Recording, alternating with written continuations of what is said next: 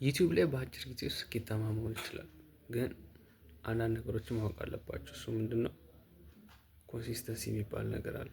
ከኮንሲስተንሲ ይልቅ ደግሞ ዴዲኬሽን፣ ቁርጠኝነት የእናንተ ወሳኝነት አለ።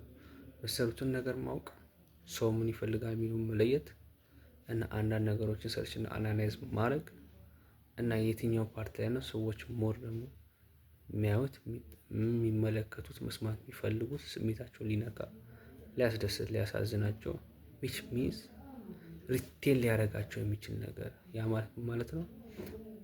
ስሜታቸውን፣ ሀሳባቸውን ይዘን ጊዜያቸውን ደግሞ ሞር የኛ ቪዲዮ ላይ እንዲያጠፉ የምናደርግበት ወይ ያስፈልገናል። እና እነዚህን ቀመሮችና ስልቶችን መለየትና ማወቅ መማር ይገባቸዋል ማለት ነው። ስለ ዩቲዩብ መስራት ስታስቡ ማለት ነው።